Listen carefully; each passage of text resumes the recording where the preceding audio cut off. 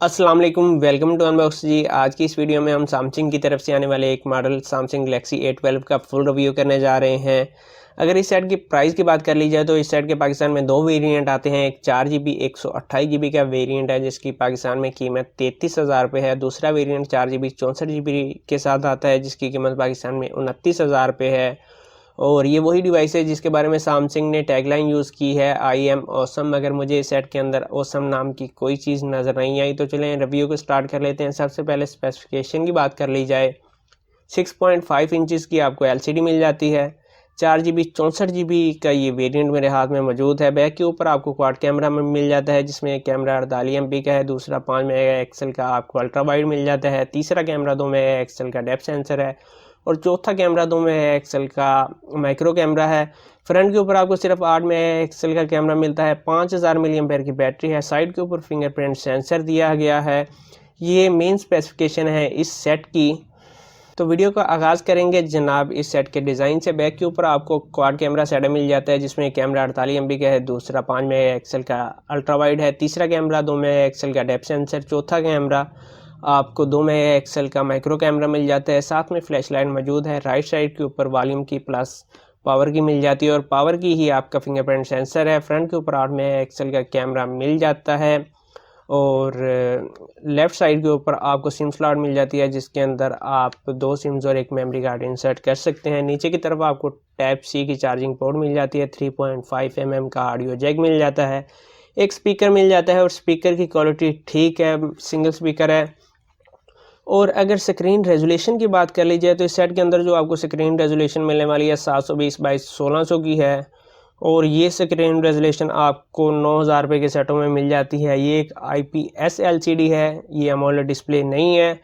और अगर सेंसर की बात कर ली जाए तो इस सेट के अंदर आपको सिर्फ 2 सेंसर मिलने वाले हैं, एक्सेलोमीटर और प्रॉक्सिमिटी नाम के। OTG को ये सेट सपोर्ट करता है। मल्टी टच में ये सेट 5 फिंगर को सपोर्ट करता है। हीटिंग का ज़्यादा इशू नहीं है।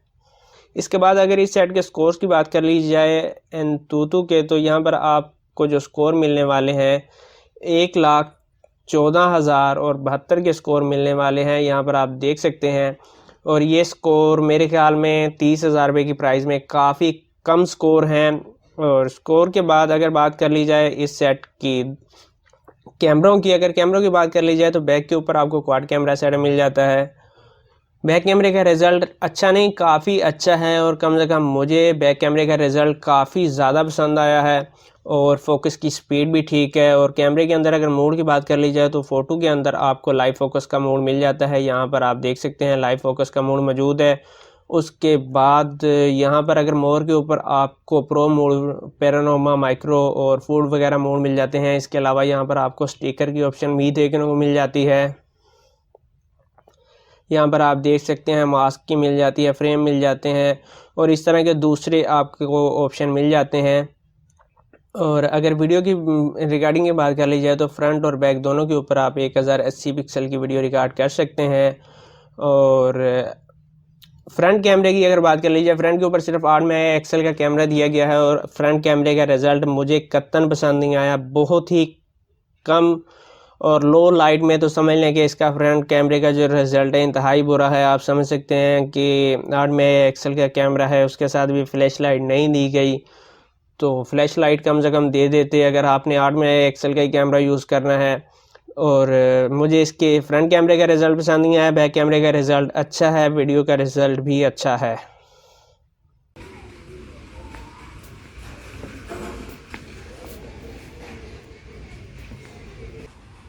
जी तो जनाब इस वक्त ये जो आप वीडियो रिकॉर्डिंग देख रहे हैं ये हम सैमसंग गैलेक्सी A12 के अंदर रिकॉर्ड कर रहे हैं। 1080 पिक्सल की वीडियो है। इस वक्त माइक भी इसी सेट का इस्तेमाल हो रहा है। यहाँ पर आप देख सकते हैं कि कैमरे का रिज़ल्ट अच्छा नहीं, काफ़ी अच्छा है।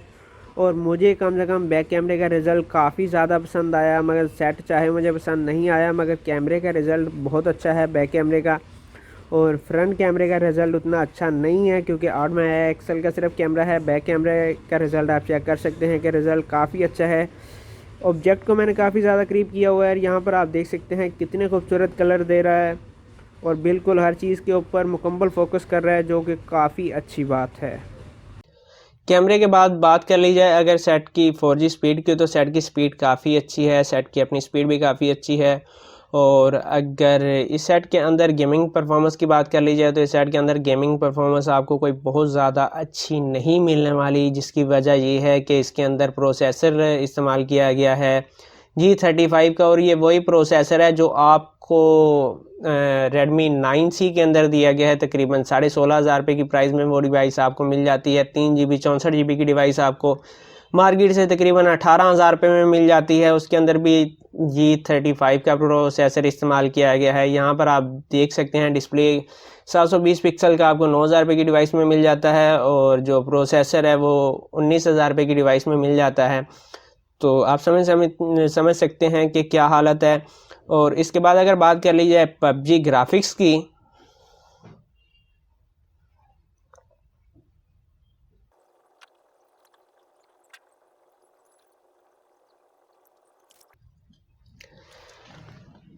जी तो जनाब PUBG को मैंने ऑन कर लिया है। सबसे पहले इस सेट की मैं आपको ग्राफिक्स दिखा दूं। अगर ग्राफिक्स की बात कर ली जाए तो यहाँ पर आप देख सकते हैं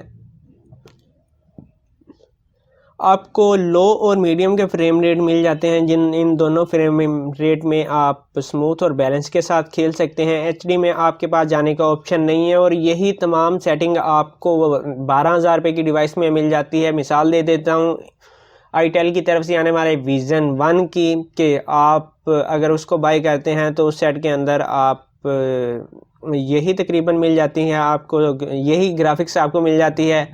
मल्टी टच में वो सेट भी 5 फिंगर को सपोर्ट करता है। तो इस सेट को लेने का फ़ायदा क्या है? सिर्फ इसलिए कि ये एक सैमसंग की डिवाइस है, इसलिए बाय किया जा सकता है इसको। और अगर बैटरी टाइम की बात कर ली जाए, चार्जिंग टाइम की, तो ये फ़ोन 2 घंटे 10 मिनट में 0 to 100 फुल चार्ज हो जाता है। और अगर आप 1 घंटा PUBG को प्ले करते हैं full volume, full brightness, plus जो ग्राफिक्स आपकी होगी मीडियम फ्रेम रेट मीडियम के होंगे, ग्राफिक्स बैलेंस की होगी, तो 1 घंटे में ये सेट 16% बैटरी कंज्यूम करेगा। बैटरी टाइम अच्छा बन जाता है। और ये वही बैटरी टाइम है जो आपको Redmi के 9A में मिल रहा था, वो भी 1 घंटे के अंदर 16% बैटरी कंज्यूम कर रहा था। तो बैटरी टाइम अच्छा है, बैटरी टाइम के हवाले से कुछ नहीं कहा जा सकता। सेट अच्छा है बैटरी टाइम के लिहाज से। दूसरा, इस सेट के अगर प्रोज एंड कॉन्स की बात कर ली जाए तो सेट के प्रोज में सबसे बड़ा प्रो यही है कि भाई ये सैमसंग की डिवाइस है, इसलिए इसको बाय किया जा सकता है। साइड के ऊपर फिंगरप्रिंट सेंसर आपको मिल जाता है, ये भी अच्छी बात है। बैक के ऊपर आपको क्वाड कैमरा सेटअप मिल जाता है, जो कि अगेन अच्छी बात है।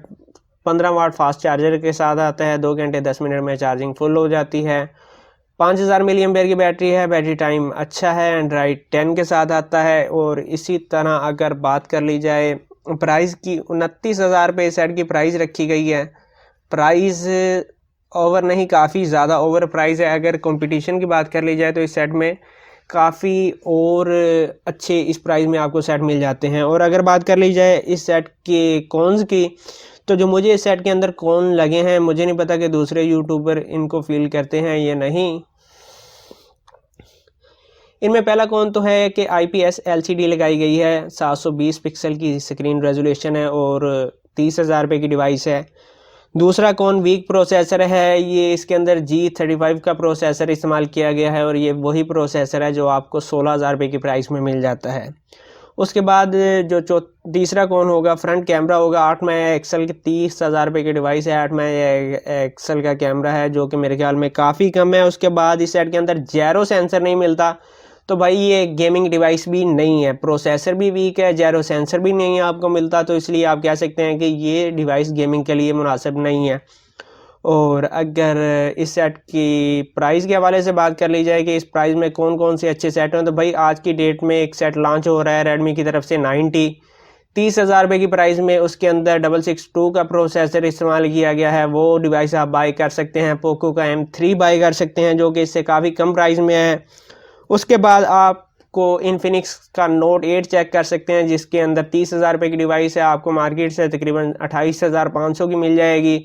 उसके अंदर G80 की चिप इस्तेमाल की गई है। इसके अलावा आप Spark 6 बाय कर सकते हैं अगर आप गेमिंग करना चाह रहे हैं। G70 की चिप है। उसके बाद आप इन्फिनिक्स का Hot 10 बाय कर सकते हैं, जो तकरीबन 21,000 रुपये का 20,000 तक का आपको मिल जाएगा। उसके अंदर भी G70 की चिप है। इसी तरह रेडमी का Note 8 आप बाय कर सकते हैं। उसके और इस सेट के स्कोर में ज़मीन आसमान का फ़र्क है। तो ये थी आज की वीडियो। उम्मीद है आज की वीडियो आपको पसंद आई होगी और इस तरह की मज़ीद वीडियो देखने के लिए आप चैनल को सब्सक्राइब कर सकते हैं। अपना बहुत सारा ख्याल रखिएगा। इजाज़त दीजिए। अल्लाह हाफिज़।